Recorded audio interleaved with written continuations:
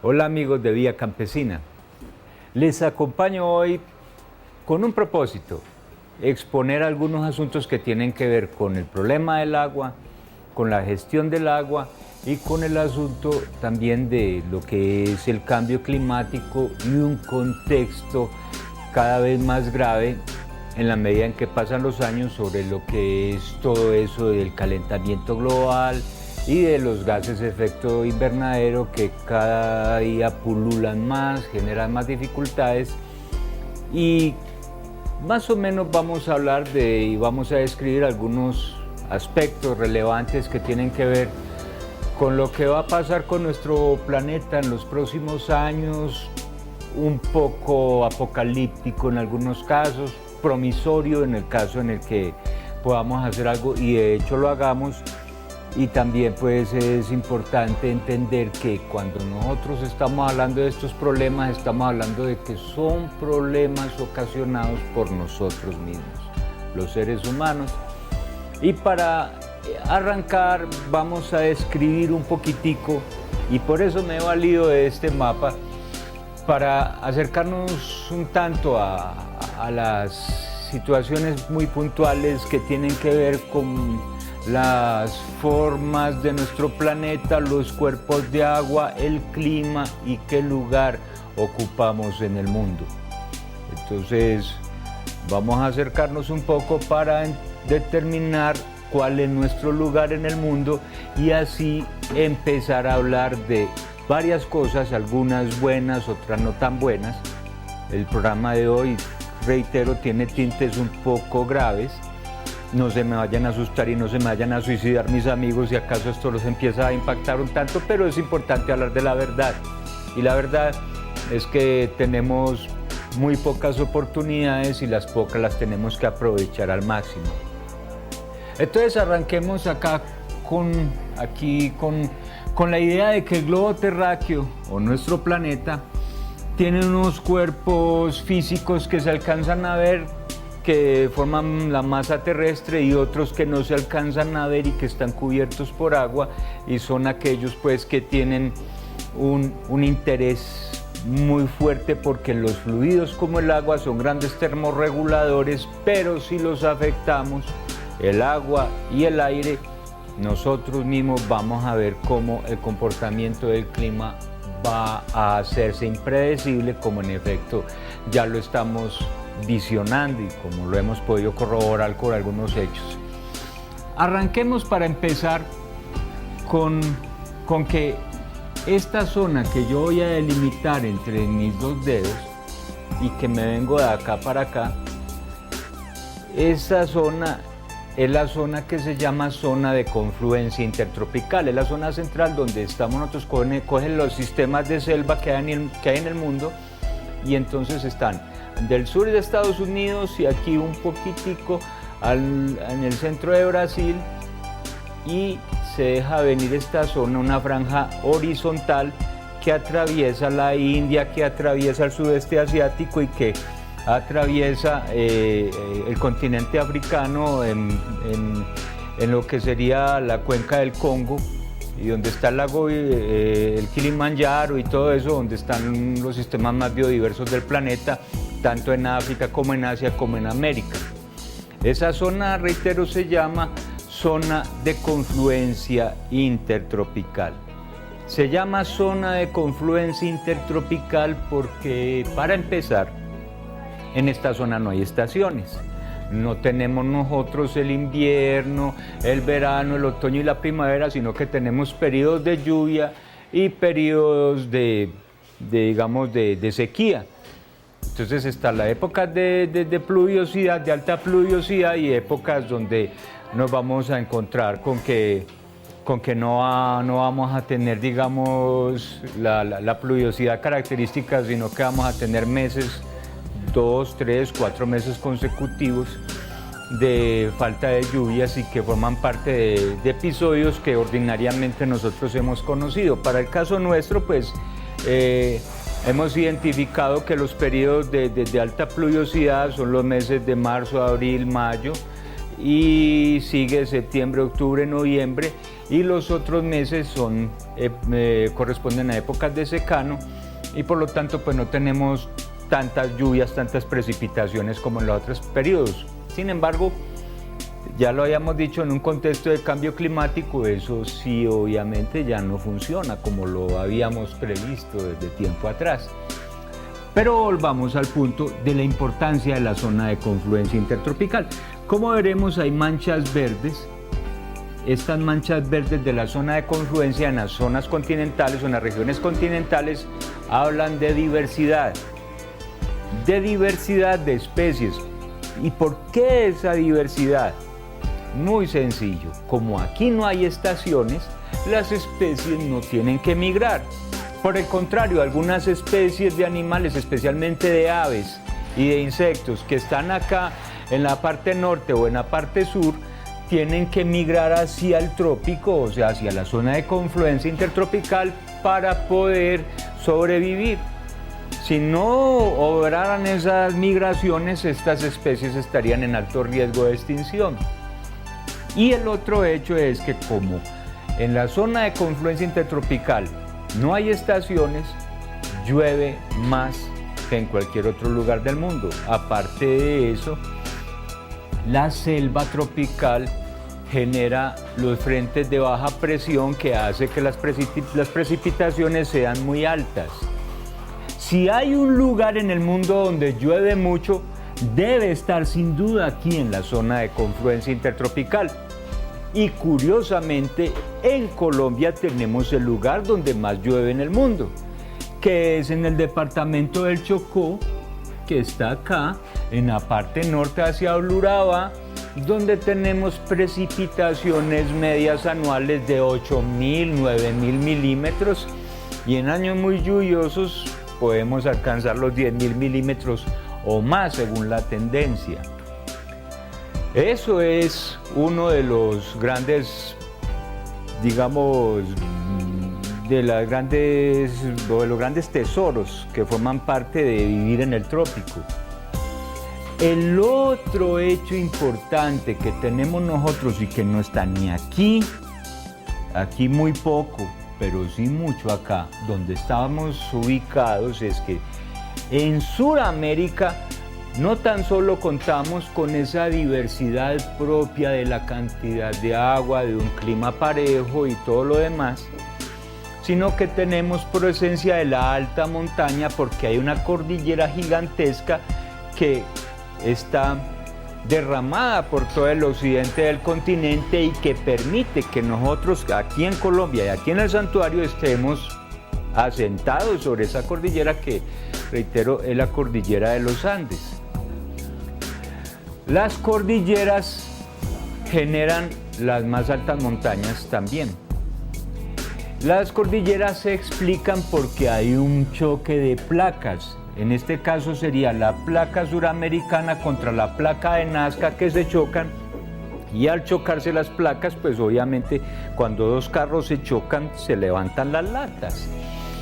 Las cordilleras son la prueba fehaciente del levantamiento de latas del encuentro de dos grandes bloques, el de Nazca y el de Suramérica, y por lo tanto tenemos como evidencia una cordillera que es la más larga del planeta y que tiene alturas considerables como el o el volcán de la Aconcagua, que está por los lados de los 6.000, 7.000 metros, por los lados de los 7.000 metros sobre el nivel del mar, y se acerca ya a las grandes alturas, como el caso del Monte Everest, que está muy por encima de los 8.000. Y eso permite también entender que en este costado que está acá imbricado en la parte occidental y que delimita a Sudamérica con el mar, también vamos a encontrar problemas serios con los vientos, porque los vientos que vienen del océano van a tener problemas serios ante un obstáculo de esas dimensiones para transportar cuerpos de agua. Por eso los lugares más secos del planeta también están acá. El caso en el norte de Chile tenemos el desierto del Atacama, que es el desierto más seco del planeta. Lleva más de 100 años sin llover. Y si vamos a ciudades como Lima, allá en Perú y algunas ciudades ecuatorianas, nos vamos a dar cuenta que también la lluvia escasea. El agua que la gente consume tiene que ser agua que se forma en alta montaña y cae en forma de arroyos y ríos, y eso permite la supervivencia de la población a pesar de que no hayan precipitaciones. Todo eso y ese marco de alta montaña, de un clima parejo, de gran cantidad de lluvia y todo eso, salvo acá en este lugar, sobre todo especialmente acá, pero ya aquí en Colombia sí llueve harto. Todo eso permite que tengamos nosotros muchos climas, abundancia de agua y biodiversidad. Colombia es uno de los países más biodiversos del planeta. Curiosamente, los países más biodiversos están Ecuador, Perú, Brasil, Colombia, porque están asentados en este lugar donde tenemos cordillera, donde tenemos selva, donde tenemos mucha lluvia y están ubicados o enmarcados en la zona de confluencia intertropical.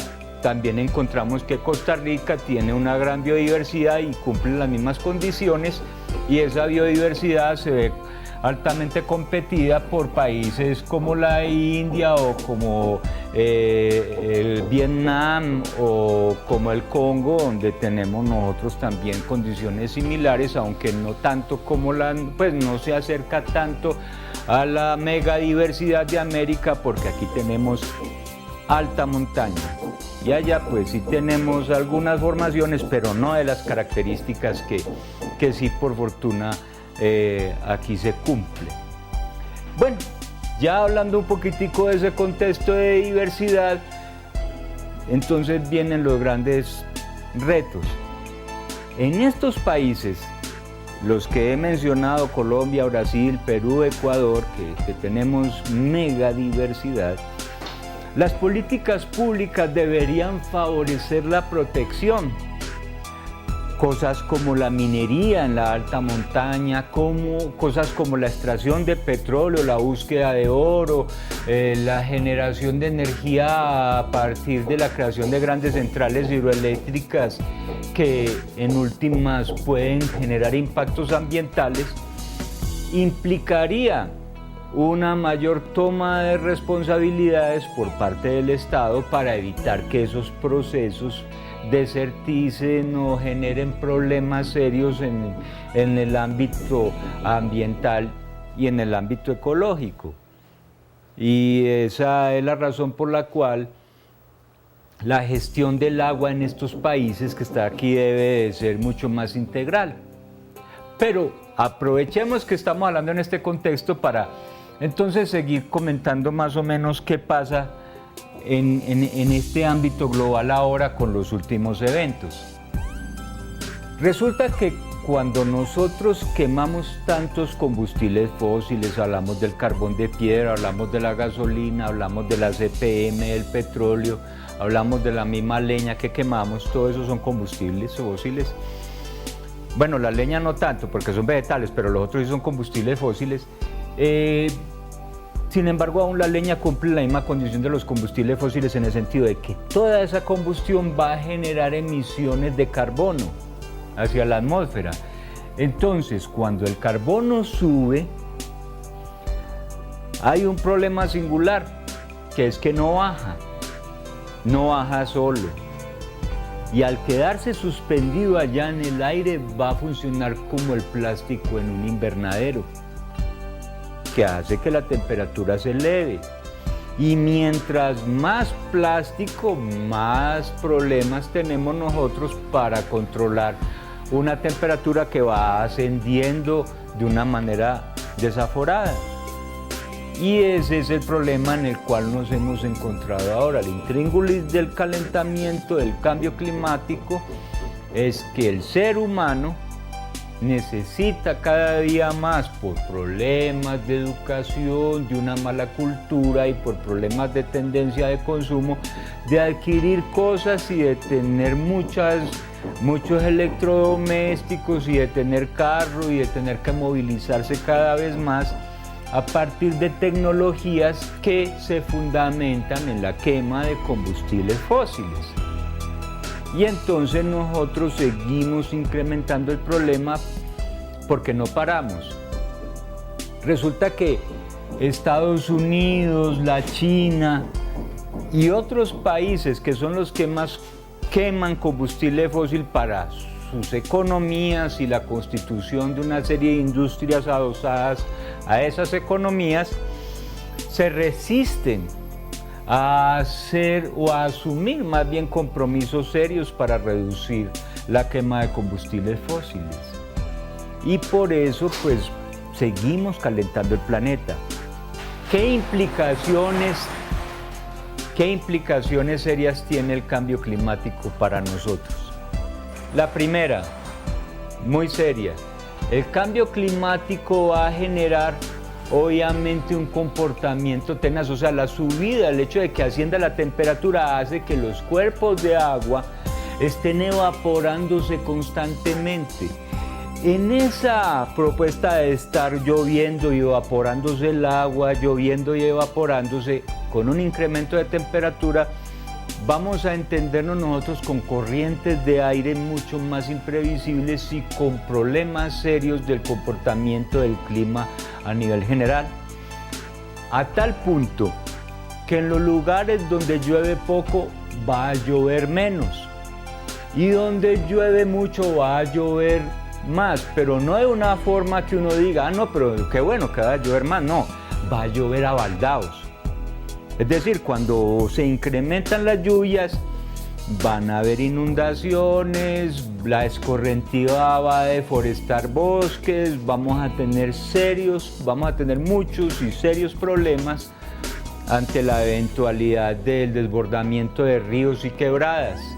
Y obviamente el mismo hecho de que hayan tormentas, que hayan más rayos, que hayan ciclones, que hayan otro tipo de eventos que generen condiciones muy adversas para la sana convivencia que hemos tenido con el planeta, se van a dar de una manera mucho más reiterativa y por lo tanto vamos a tener un problema serio con desastres, con muertos, con personas pasándolas mal y con una situación más creciente de migración de población, porque aparte de eso, el océano se calienta.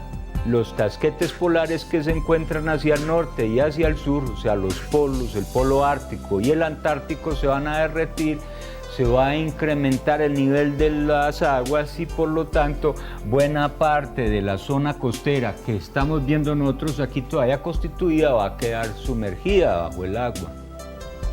Países como aquí en Europa, en el norte, acá países como Dinamarca y Holanda, que reciben el nombre de Países Bajos, van a desaparecer. Y eso va a implicar naturalmente una gran presión, una gran lucha por las tierras, especialmente por las tierras que están en la alta montaña, para generar otro tipo de poblamiento que va a tratar de resistir de esa forma un cambio climático que va a atentar contra las tierras bajas, elevando obviamente el nivel del mar, presentándose mayores ciclones, mayores vendavales, y la alta montaña pues va a tener por lo menos la posibilidad de la captación de agua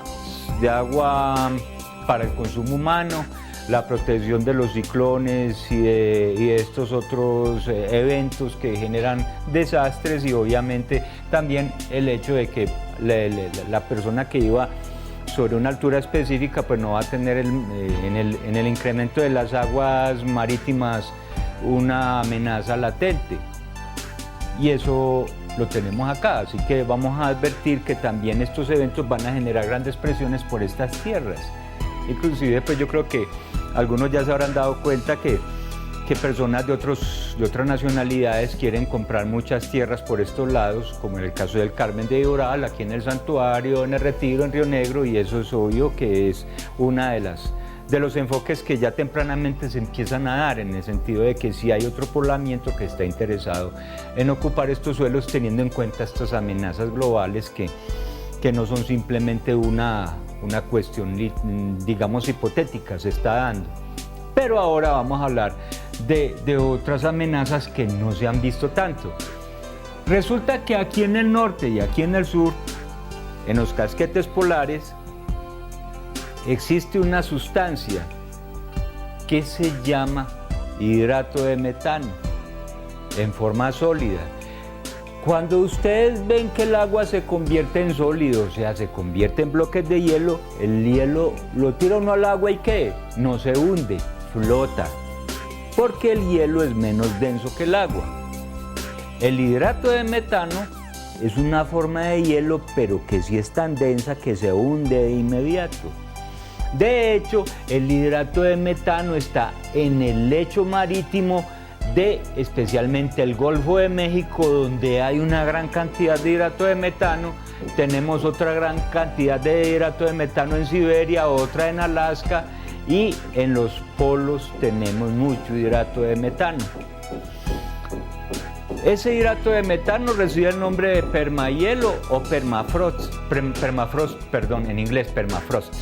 Y ese permafrost o permahielo es tan sólido que se puede construir sobre él.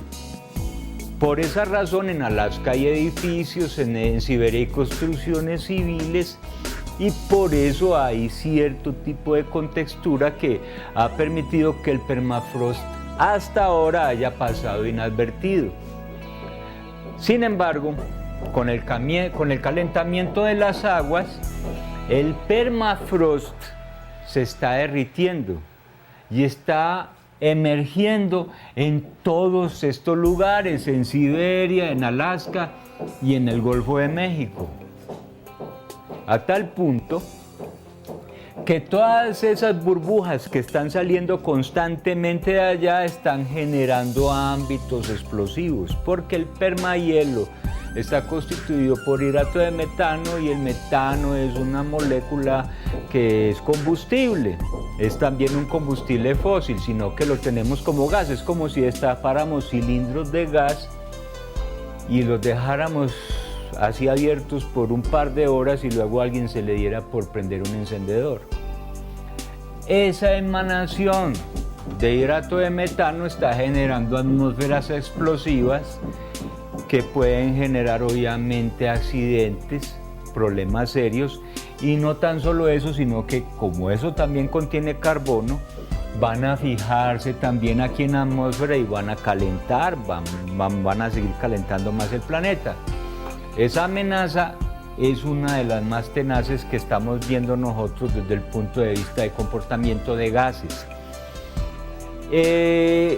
Hay otros gases que han constituido para nosotros problemas, como es el caso de los clorofluorocarbonos, que son gases nobles que aquí abajo son inofensivos, pero que ascienden a la atmósfera, y esos gases simplemente se interponen en la constitución de las moléculas de O3, que más conocemos como ozono, y generan los que hemos llamado agujeros de ozono, y que han hecho que la radiación ultravioleta penetre directamente y genere problemas de cáncer y problemas de diversidad, porque los rayos ultravioleta se oponen a la vida, son antibióticos.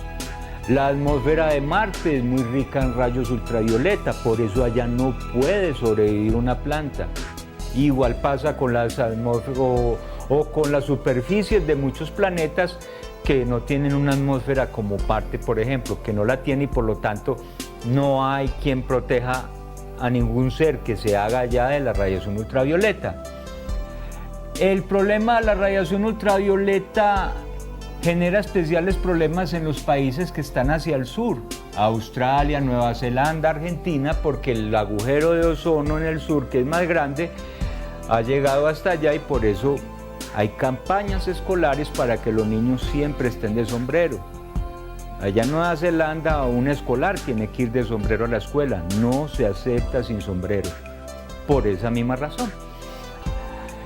Todo eso, todas esas modificaciones, lo que hemos hecho está cambiando ostensiblemente los valores que nosotros le hemos asignado a la atmósfera, los valores que le hemos asignado nosotros al comportamiento de las aguas del mar, que son grandes termorreguladores, porque voy a hablar acá de muchas corrientes, por ejemplo el caso de la corriente del Golfo, que ha estado funcionando siempre, y el cambio climático va a parar la actuación de esa corriente. Van a suspenderse esos termorreguladores y vamos a tener problemas serios con la regulación del clima a nivel planetario. Países como países como Inglaterra, Escocia e Irlanda, que están aquí en el Reino Unido, Gales también está ahí, estos van a verse afectados por la suspensión de la corriente del Golfo y van a encontrarse con temperaturas en invierno de menos 70, menos 80 grados y en verano pues van a llegar a los 40, 45 grados con facilidad. Así que vamos a tener ciclos cada vez más complicados, vamos a tener ya no un compendio donde las formas de vida han estado articuladas históricamente a eso, sino que nos vamos a encontrar con cambios extremos.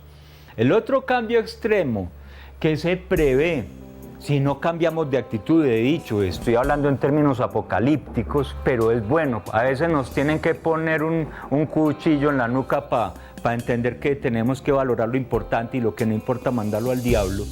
Y por eso hoy les estoy poniendo el cuchillo en la nuca a ustedes con lo que les estoy diciendo. Resulta que la selva amazónica, que es el pulmón más grande que hay en el planeta y que estamos cerca de él, con el calentamiento también va a colapsar. Se me olvidaba decir algo. Cuando dije que las moléculas que contienen carbono llegan allá arriba y se quedan suspendidas para calentar el planeta, no las podemos bajar de allá nosotros. Se me olvidaba que sí hay un ser que sí está especializado para volverlas a traer de nuevo al lugar de origen. Esos seres son las plantas. En un proceso muy hermoso, un proceso metabólico propio de las plantas, que es la fotosíntesis. Lo verde tiene fotosíntesis, lo verde explica un tipo de célula especializada para ese tipo de absorción. Las plantas cogen ese carbono y lo convierten en su propio alimento. Cada vez que crece un árbol es que está captando más carbono. Mientras más grande el árbol, mientras más grande la selva, más carbono se está captando. Y al bajar ese carbono estamos haciendo que la temperatura del planeta vuelva a bajar. De ahí la importancia de la reforestación, de ahí la importancia de no llenar de cemento la subregión de Valles de San Nicolás, no permitir que la ciudad crezca así, porque es que nos vamos a matar y estamos acabando nosotros con nosotros mismos. Entonces, el hecho es que cuando se fija ese carbono todo funciona, pero el problema del incremento de la temperatura media va a colapsar esa posibilidad. Cuando la selva amazónica alcance los 45 o 50 grados de temperatura, se ha demostrado que la fotosíntesis frena a una temperatura que se acerca a los 50 grados y entonces las plantas, a pesar de que haya carbono, a pesar de que tenga células especializadas para absorberlo y hacer eso, convertir el carbono en biomasa, con esa temperatura esas células no van a actuar. Y vamos a tener nosotros unos árboles cada vez más pequeños, más pequeños, más pequeños, y en el futuro esto se va a convertir en un gran desierto. Eso es un hecho que se ha corroborado desde la Universidad de Cambridge y que nos pone a nosotros a pensar en qué rayos estamos metidos. ¿Qué debemos hacer? ¿Por qué seguimos actuando como si nada estuviera pasando? Si ustedes miran las noticias, siguen hablando del escándalo del político corrupto, de la reina de belleza, del jugador de fútbol que se está ganando un infierno de plata, pero parece que esto no le importa a nadie. ¿Y sabe por qué no nos importa? Porque le hemos dejado los medios a la empresa privada. ¿Cómo vamos a creer que una empresa privada que deforesta? Por ejemplo, las grandes cadenas privadas que tenemos aquí en Colombia pertenecen a gremios que tienen industria y tienen mucha plata y tienen que ver con la extracción de madera, con la deforestación, con una serie de actividades que van en contravía de lo que hemos dicho, y ellos viven felices porque igual ellos ya, por lo menos de una manera muy egoísta, consideran que lo tienen todo asegurado. Entonces es obvio que en esos canales nadie va a ver que se hable de esto. Es que esto es quizá lo más elemental que debiéramos tener nosotros en consideración ante cualquier toma de decisiones. Pero no, esto lo han dejado ahí como un asunto para canales como Nat Geo, como Discovery, como asuntos específicos de la Semana del Medio Ambiente, pero no hay una actuación del día a día que nos ponga en la línea de asumir responsabilidades. Y me falta todavía algo más, por si esto ya no es caótico. Resulta que tenemos varios cuerpos de basura flotando como continentes en nuestros océanos y que están dificultando que el fitoplancton que hay en el océano, que es quizás el que más carbono atrapa, no actúe. Así que nosotros los seres humanos somos una belleza. Discúlpenme. Aparte de que impedimos que las cosas discurran como deben ser, nosotros en el mismo océano, donde no tenemos en teoría ninguna presencia, estamos también actuando en la misma línea negativa de no dejar que la naturaleza actúe como bien sabe hacerlo.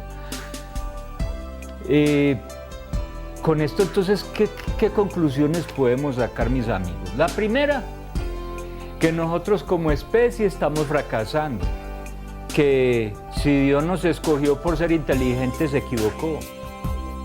Todo eso parece indicarlo, porque no estamos haciendo nada que corresponda a la realidad de los hechos. Nosotros los seres humanos seguimos pensando que el que consiguió plata es porque Dios lo bendijo y que hay que ir a la iglesia a rezar para conseguir más plata y más cosas. El que tiene 5 carros en la casa es porque reza mucho. O sea, aquí en ese santuario, qué pena decírselos de verdad y de frente a mis amigos, pero así racionamos nosotros. Y la persona humilde, el campesino, la persona que inclusive es más viable para un planeta viable, la vemos como un fracasado. Y el familiar rico en las fiestas del retorno lo coge y lo cantaleta diciendo que si está bobo, que por qué no consigue o se pone a conseguir plata como él lo hizo y que entonces en ese sentido su vida sería mejor. Entonces nosotros como seres humanos estamos buscando una realidad que no encaja. Y eso es lo que hace que particularmente aquí cuestione mucho el asunto de nuestra inteligencia. El otro hecho es que las corporaciones, la empresa privada y la gente que toma decisiones desde arriba también piensa así. Y en ocasiones algunos grupos que están trabajando alrededor de esto no lo están haciendo tampoco con la suficiente energía. El panorama así luce muy desolador. Y si me preguntan, hace rato que se decretó que estamos en el punto de no retorno. El punto de quiebre o el punto de no retorno pasó hace 3 años. ¿Qué dice el punto de no retorno? Que si nosotros cambiáramos de actitud de un día para otro y dejáramos de consumir tanto combustible fósil, le apostáramos a la reforestación, consumiéramos lo que realmente es importante consumir y no consumiéramos lo que no es importante consumir, y nos preocupáramos por vivir de las formas más humildes posibles para que el planeta se recuperase, deberán pasar 50 años para bajar de medio a 1 grado de temperatura promedio mundial. Ese punto de no retorno, reitero, lo pasamos hace 3 años. Quiere decir que en la medida en que continuemos, vamos a encontrarnos que recuperar y restablecer la temperatura del planeta nos va a costar mucho más tiempo y un esfuerzo cada vez mayor. Y no hemos arrancado. Así que quedamos con la inquietud, mis amigos, de bueno, ¿qué podemos hacer? ¿Qué fórmulas podemos invocar? Porque también deberíamos nosotros, y aquí ya buscando soluciones, se me ocurre pensar que de un tiempo para acá, creo que todos coincidimos en ello, hay culturas campesinas, culturas indígenas y culturas afro, algunas asentadas en África propiamente y algunas que nos han llegado por circunstancias muy conocidas y que están también ubicados en nuestro continente y en nuestro país, a Dios gracias, aquí están, que han venido trabajando mucho el asunto de las autonomías y buscando recuperar el valor del agua, el valor de los ecosistemas que están alrededor de ella y sembrando la propia comida y actuando de una manera en la que la comunidad y los valores comunitarios están privilegiados y que esos valores individuales de alto consumo, donde se salvaguarda una persona o una familia a lo sumo, pues no van. Se busca la idea de recuperar eso ancestral bonito y ese tipo de cosas, ese tipo de actitudes es el único camino posible. Si seguimos pensando en el beneficio individual, de que yo debo conseguir esto y aquello y que tengo que conquistarme a esta muchacha o aquella como lo hacen algunos jóvenes porque resulta que esa muchacha finalmente no es conquistarle sino por el que más plata consigue, porque es que ese es un modelo tonto y sabemos que existe.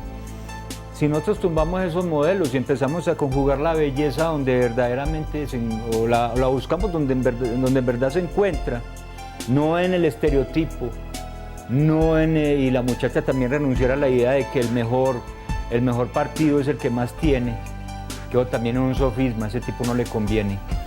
Sin embargo, si empezamos a asumir autocríticas y empezamos a conjugar ideas novedosas y empezamos a echar mano de lo más bonito que es lo que más está cerca y a disfrutar de lo más hermoso que en últimas es lo más pequeño, entonces creo que empezamos a cambiar esto.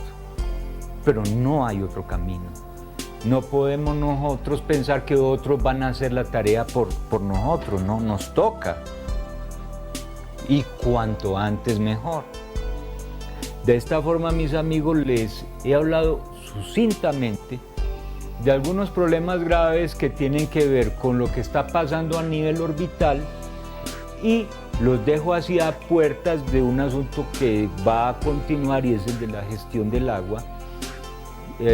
Capítulo que vamos entonces a abordar en el próximo episodio y haremos un poquito de hincapié acerca de cuáles son las organizaciones, cuál ha sido la historia y en especial el papel de la mujer, que en últimas también ha sido la mujer fue la que nos metió en agricultura, la que nos metió en la conquista del fuego y la que nos metió en la gestión del agua. Entonces también vamos a hablar un poquitico de ello y con esto, pues, mis amigos, les dejo por ahora para seguir con este camino que emprendimos hoy.